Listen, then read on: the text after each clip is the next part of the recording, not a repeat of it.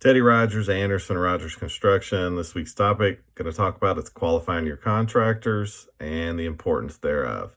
So qualifying the contractors is pretty easy.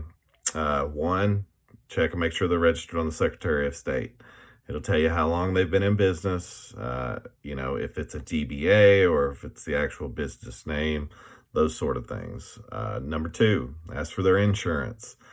General liability, workman's comp, asked to be additionally listed as additionally insured. It costs them nothing to do that, and it lets you know that the policy is the most current and that they're not providing you with documentation that's an old or outdated policy or anything like that. Number three, check their references. Better Business Bureau, Facebook, Google, all those things. Now, if they don't have a presence, because sometimes you'll have some great companies out there that just don't have a presence, but you noticed on the Secretary of State they've been in business 10 years, but you can't find a whole lot about them in regards to reviews and those kind of things, then you're going to have to ask them for references.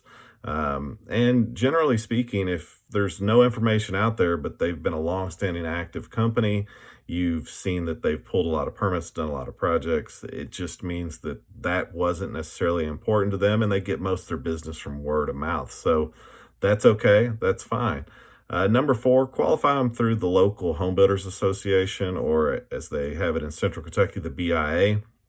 BIA is going to qualify its members, and if they are a member of that organization, generally they're going to be providing a higher level of business, especially the long-standing members of those organizations. The people that have been in it several years generally are going to be a trusted and respected peer amongst their community.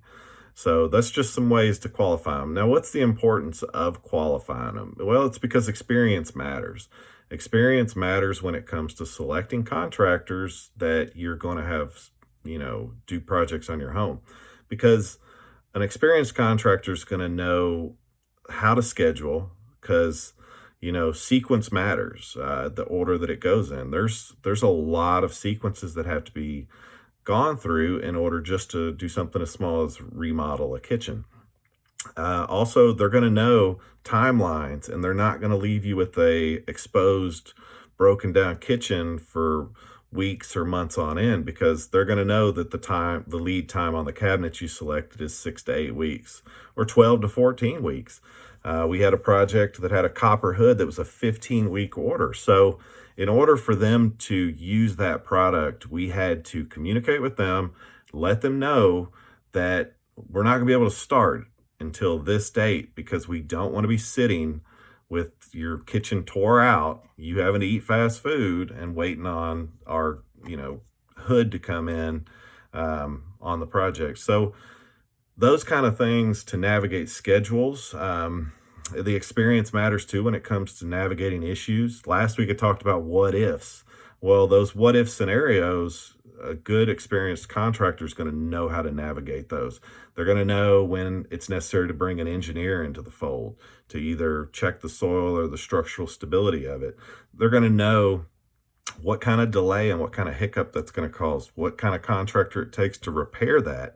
So those what if scenarios, plus sometimes contractors are just going to have to help you navigate some tough decisions, because what you discover may not allow what you originally thought. You open up the floor system and you find a triple beam directly underneath where your drain is. You can't cut that triple beam out. You're going to have to, respectfully enter into a different design. And it may not be as simple as adjusting it 3 inches left or right without potentially affecting other things. So there's that navigating of circumstances where, we make some tough decisions. We reduce the size of the tub, reduce the size of the vanity, or whatever. But a good experienced contractor is going to be able to help you by identifying that and then providing you options to get around it. Not to mention too, like, this stuff is stressful. It's going to get to you, whereas a contractor is going to be experienced and prepared and help you navigate just even the difficulties of dealing with some of these decisions, and hopefully going to keep you calm and collect.